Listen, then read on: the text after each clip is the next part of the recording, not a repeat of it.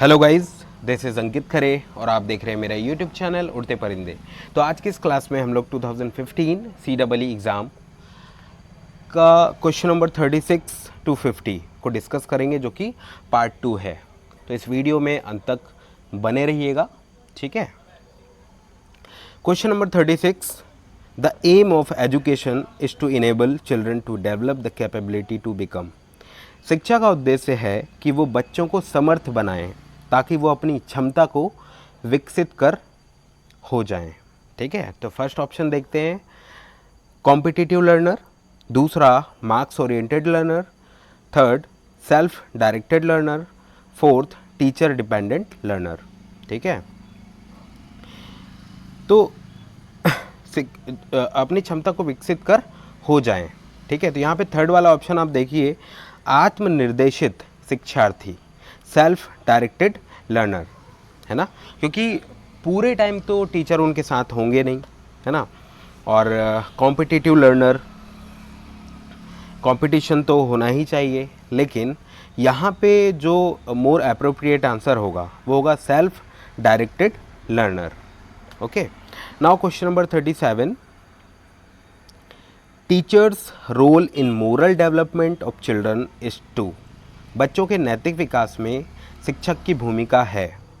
First, make children suppress unacceptable behaviour, अस्वीकार्य व्यवहार को दबाने वाला बच्चा बनना।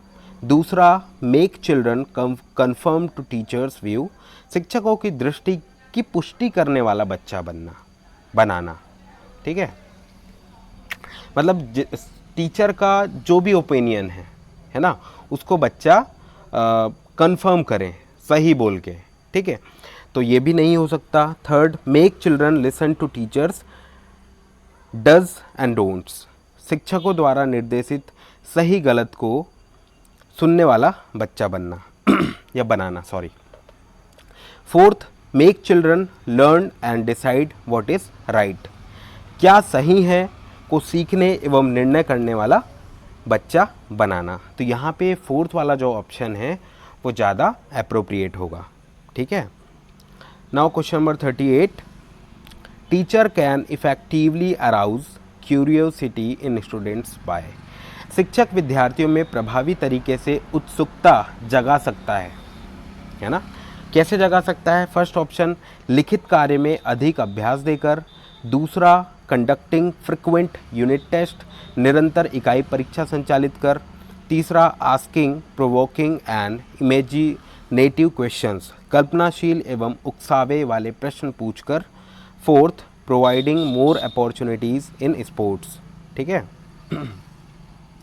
तो यहाँ पे आप लोग थर्ड वाला ऑप्शन देखिए, asking provoking and imaginative questions, ठीक है, कल्पनाशील एवं उकसावे वाले प्रश्न पूछकर। तो इससे बेनिफिट ये होगा कि बच्चे की जो ब्रेन स्टॉर्मिंग है, ब्रेन स्टॉर्मिंग मतलब अगर मैं क्लास में पढ़ाते पढ़ाते अगर मैं सोशल साइंस पढ़ा रहा हूँ, पॉलिटिक्स की बात करूँ, अच्छी पॉलिटिक्स की या बुरी पॉलिटिक्स की, मैं किसी भी एक को सपोर्ट नहीं कर रहा हूँ, ठीक है। मैं अगर बात करूँ नरेंद्र मोदी जी की, ठीक है, तो पूरा जो है ब्रेन स्टॉर्मिंग बच्चे के दिमाग में आ जाएगा कि मोदी जी ने कौन कौन से अच्छे काम कराए हैं और उनके पॉइंट ऑफ व्यू से कौन सी चीज़ें बेकार है, राजनीति पे कौन सी चीज़ें अच्छी होनी चाहिए। अगर बात करें राहुल गांधी की, तो उसके दिमाग में अलग सा इमेज बनेगा, ठीक है, अलग से वो इमेजिन करेंगे, है ना। तो प्रभावी तरीके से उत्सुकता जगा सकता है। थर्ड वाला option will be more appropriate, okay, कल्पनाशील एवं उकसावे वाले प्रश्न पूछकर। Now question number 39, Gifted students may be asked to spend more time on questions dealing with, प्रतिभाशाली विद्यार्थियों को निम्न में से किन क्षेत्रों से संबंधित प्रश्नों पर अधिक समय व्यतीत करना चाहिए? पहला, क्रिएटिविटी। दूसरा, analysing. Third, understanding. Fourth, remembering, ठीक है। तो यहाँ पे फोर्थ वाला ऑप्शन है वो तो हो ही नहीं सकता, स्मरण, रिमेंबरिंग, ओके। अब यहाँ पे कंपटीशन स्टार्ट होगा फर्स्ट, सेकंड और थर्ड में, ठीक है। Third understanding, analysing, first creativity, ठीक है। तो क्रिएटिविटी का लर्निंग में बहुत बड़ा योगदान है और बहुत ज़्यादा इफ़ेक्टिव भी होता है। तो गिफ्टेड स्टूडेंट्स के लिए उन्हें मैक्सिमम टाइम जो है व्यतीत करना चाहिए क्रिएटिविटी में, है ना, क्रिएटिविटी में। तो option 1 will be right answer. Now question number 40, children learn best when, बच्चे सबसे अच्छा सीखते हैं जब। First, they are taught according to syllabus. Second, they know they will be tested. Third, they are prepared to learn. Fourth, they are checked at home. Hindi में पाठ्यक्रम के अनुसार पढ़ाए जाते हैं तब ज़्यादा सीखते हैं, या वो जानते हैं कि उनकी परीक्षा होगी, ये तो बिल्कुल नहीं है, ठीक है। थर्ड, वो सीखने के लिए तैयार हैं। फोर्थ, उनकी घर पर जांच होती है। कोई भी टीचर कितना ही अच्छा पढ़ा ले या कुछ भी यूज़ कर ले, है ना, लेकिन अगर बच्चा सीखने के लिए रेडी नहीं है तो उसे सिखाना बहुत मुश्किल है, ठीक है। तो यहाँ पे थर्ड वाला जो ऑप्शन है वो सही आंसर होगा, वो सीखने के लिए तैयार हैं। Now question number 41, a teacher while discussing the problem of a student is able to put herself in the student's situation, this is called। एक शिक्षिका विद्यार्थियों की समस्याओं पर विचार करते हुए अपने आप को विद्यार्थियों की परिस्थिति में रख पाती है, इसे कहते हैं। फर्स्ट, मेमोराइजिंग, रटना। सेकंड, ऑब्सेसिंग, मनोग्रस्तता। थर्ड, इम्पेथाइजिंग, समानुभूतिक। फोर्थ, एनविसेजिंग, आमने सामने रखकर विचार करना, ठीक है। तो यहाँ पर जो सिंपैथी और इम्पैथी, इन दोनों में डिफरेंस जानना बहुत ज़रूरी है। सिंपैथी मतलब किसी की प्रॉब्लम को सुनना और उस पर हमें ये बताना कि हाँ बहुत बुरा हुआ या बहुत बुरा है, ठीक है।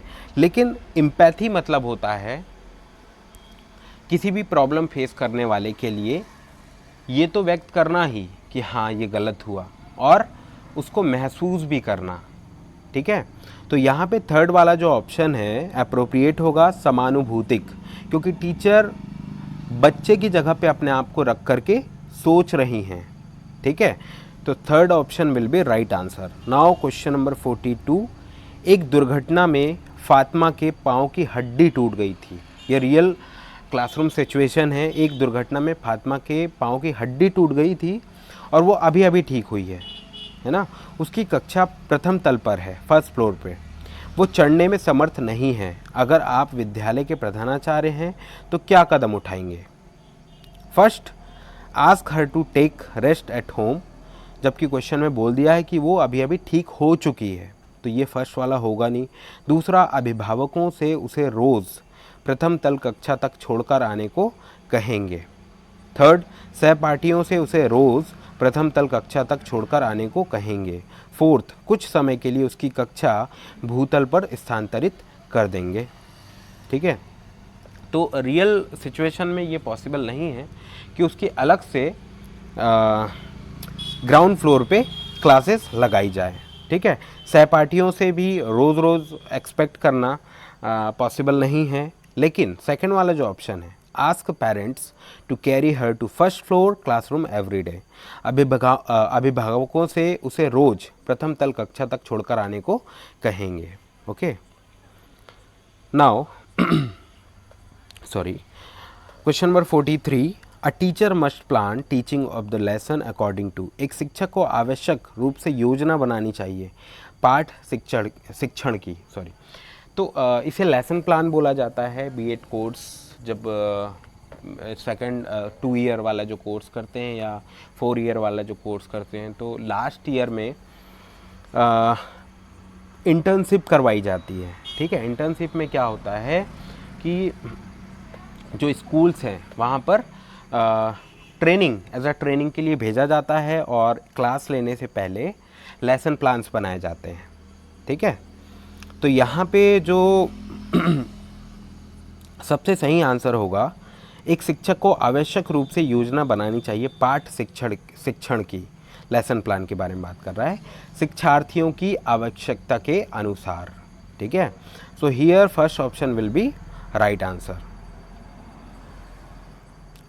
Now question number 44, punishing children verbally physically leads to, बच्चों को मौखिक या शारीरिक रूप से सज़ा देना निम्न में से किसकी ओर ले जाता है? फर्स्ट, कठिन कार्य के लिए प्रेरित करने, सेकंड, अंक सुधारने, थर्ड, भावनात्मक रूप से सुरक्षित करने, फोर्थ, अपनी संकल्पना का नुकसान करने। ठीक है, तो यहाँ पे पनिशमेंट के बारे में पहले भी बोला जा चुका है कि बच्चों को इमोशनली और फिज़िकली पनिश नहीं किया जाए। ठीक है, क्योंकि उससे क्या होता है, damaging their self concept. Self concept मतलब अगर बहुत सारे बच्चों के सामने उन्हें पनिश किया गया है तो हो सकता है कि उनका जो सेल्फ कॉन्सेप्ट मतलब सेल्फ कॉन्फिडेंस हो, सेल्फ एस्टीम हो, सेल्फ एफिकेसी हो, डैमेज हो जाए। ठीक है, और वो खुद को लोअर कॉन्फिडेंट फील करे। ठीक है, तो fourth option will be right answer. Now question number 45, to improve the quality of teaching in class the most important factor is. कक्षा में शिक्षण की गुणवत्ता बढ़ाने के लिए सबसे महत्वपूर्ण कारक है। शिक्षक कंप्यूटर अनुपात, दूसरा बालिका बालक अनुपात, थर्ड विद्यार्थी प्रयोगशाला अनुपात, फोर्थ शिक्षक विद्यार्थी अनुपात। आरटी एक्ट 2009 में भी ये बात बोली जा चुकी है कि एक टीचिंग लर्निंग प्रोसेस को सक्सेसफुल बनाने के लिए शिक्षक विद्यार्थी अनुपात सही होना बहुत ज़रूरी है। ठीक है, तो fourth answer will be right answer. Now question number 46, Kasturba Gandhi Balika Vidyalaya KGBV scheme was launched by the government of India in. ठीक है, तो ये अगेन फैक्ट वाला क्वेश्चन है, तो एब्रीविएशन वाला वीडियो नहीं देखा है आप उसे देखिए। ठीक है, तो जो KGBV है, कस्तूरबा गांधी बालिका विद्यालय, ये 2004 में इस्टेब्लिश हुआ था। ये हुआ था ST SC OBC और डिफ़िकल्ट माइनॉरिटी सेक्शन के जो लड़कियां हैं उनकी शिक्षा के लिए, अपर प्राइमरी लेवल के लिए। ठीक है, so option 4 will be right answer. Now question number 47, a teacher can help children learn through. एक शिक्षक सीखने में बच्चों की सहायता कर सकता है। First, experimentation, making and doing things ETC, अनुभव, प्रयोग, चीज़ों को बनाने और करने के द्वारा। दूसरा, reading, discussion, listening, thinking and reflection, पठन, वाद विवाद, श्रवण, सोचना एवं मनन के द्वारा। Third, expressing one self in speech, writing ETC, अपने आप को भाषण में अभिव्यक्त कर लिखने आदि के द्वारा। फोर्थ, ऑल ऑफ द एबो, उपयुक्त सभी। ठीक है, तो यहाँ पे फोर्थ वाला जो ऑप्शन है वो सही होगा, क्योंकि सभी बच्चे की जो लर्निंग स्टाइल है वो अलग अलग होती है। ठीक है, कुछ बच्चे डिस्कशन मेथड से समझते हैं, कुछ एक लिसनिंग और थिंकिंग एंड रिफ्लेक्शन से सीखते हैं, कुछ बच्चे experimentation, experience, making and doing things ETC से सीखते हैं। ओके, तो तीनों ऑप्शन यहाँ पे सही है, so option 4 will be right answer, all of the एबो। Now question number 48, national curriculum framework for teacher education in India 2009 was developed by. ठीक है, ये भी फैक्ट वाला क्वेश्चन है, तो इसको डेवलप किया था NCTE ने, national curriculum for teacher education. Okay, और इसको जाना गया NCTE FT।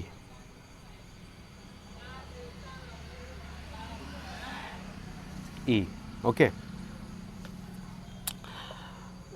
49, Ishan is 12 years old who has never gone to school. He is admitted to class 7th in a nearby school. What is your reaction? Ishan एक 12 साल का बच्चा है जो कभी विद्यालय नहीं गया। ठीक है, उसका दाखिला 7वीं कक्षा में नज़दीक के विद्यालय में करवाया गया है, आपकी क्या प्रतिक्रिया होगी? ठीक है, अगेन ये फैक्ट वाला क्वेश्चन है जो कि RT एक्ट 2009 बोलता है कि एज अप्रोप्रिएट बच्चे को एडमिशन दिया जाए। ओके, एज अप्रोप्रिएट एडमिशन दिया जाए अप्रोप्रिएट क्लास में। ठीक है, तो 12 साल का बच्चा है, उसको 7वीं कक्षा में नज़दीक के विद्यालय में एडमिशन दिया गया है, तो उसमें आपका रिएक्शन क्या होगा? फर्स्ट, उसे 7वीं कक्षा में दाखिल होने का अधिकार है। दूसरा, वह कुछ भी सीख पाने में समर्थ नहीं होगा। थर्ड, वह आवश्यक रूप से पहली कक्षा में भेजा जाए। फोर्थ, उसे अधिक गृह कार्य अवश्य दिया जाए। तो मैंने बहुत सारे वीडियोस में ये चीज़ बोली है कि हमें आइडियलिज्म को फॉलो करना है, जो कि RT एक्ट 2009 में बोला गया है। एज अप्रोप्रिएट क्लास में एडमिशन दिया जाए। ठीक है, तो आपके किसी रिफ्लेक्शन से कुछ रिएक्शन से कुछ होने वाला नहीं है। ठीक है, first option will be right answer, उसे 7वीं कक्षा में दाखिला होने का अधिकार है एज अप्रोप्रिएट होने के कारण। नाउ क्वेश्चन नंबर 50, बच्चे सामान्य रूप से कक्षा में प्रश्न पूछते हैं। अनुमान करें कि एक शिक्षक के रूप में आप उनका उत्तर नहीं जानते, आप क्या करेंगे? ये भी फ्रिक्वेंटली मैक्सिमम ईयर में पूछा गया है CEE एग्ज़ाम में कि आप कोई आंसर नहीं जानते हैं किसी क्लास में, रियल क्लासरूम सिचुएशन की बात हो रही है, तो आप क्या करेंगे उस सिचुएशन में? फर्स्ट, बच्चे द्वारा पूछे गए प्रश्न की अवहेलना कर या उसको अवॉइड इग्नोर करके।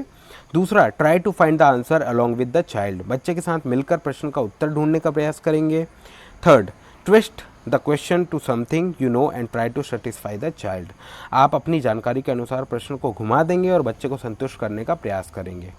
तो यहाँ पे टीचर खुद को तो धोखा दे ही रहा है, बच्चे को धोखा दे ही रहा है और खुद को भी धोखा दे रहा है, तो थर्ड ऑप्शन नहीं होगा। फोर्थ, कहेंगे कि यह पाठ से संबंधित नहीं है और बच्चे को झिड़केंगे। रियल क्लासरूम सिचुएशन में हमने देखा है ये चीज़ कि बहुत सारे टीचर क्या करते हैं कि बोलते हैं कि ये एग्ज़ाम में नहीं आएगा, है ना, तो इसको पढ़ने से कोई ज़रूरत नहीं है। लेकिन रियलिटी कई बार ये होती है कि टीचर को खुद पता नहीं होता है। ठीक है, तो यहाँ पे मोर एप्रोप्रिएट जो आंसर होगा वो सेकंड वाला होगा, बच्चे के साथ मिलकर प्रश्न का उत्तर ढूंढने का प्रयास करेंगे।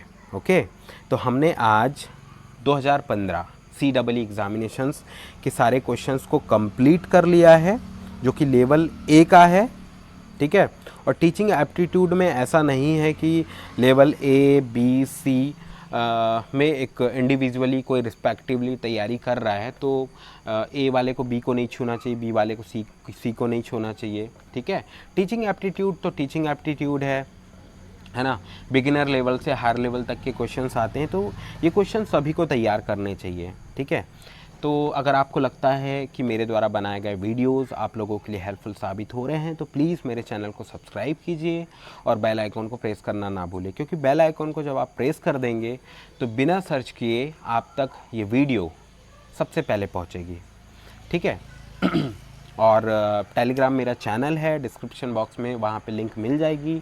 सारे ईयर के क्वेश्चन पेपर वहाँ पे अवेलेबल है, बहुत सारी PDF मैंने अपलोड किया है और डेली बेसिस पे मैं अपलोड करता भी हूँ। ठीक है, वहाँ पे more than 90 students all over India के हैं जो कि डेली रीजनिंग और एप्टीट्यूड या इंग्लिश से रिलेटेड टॉपिक वो खुद लेते हैं और वो डिस्कस करते हैं।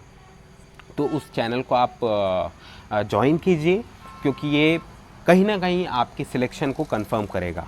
ओके, मेरे चैनल में अंत तक के बने रहने के लिए धन्यवाद और थैंक यू सो मच।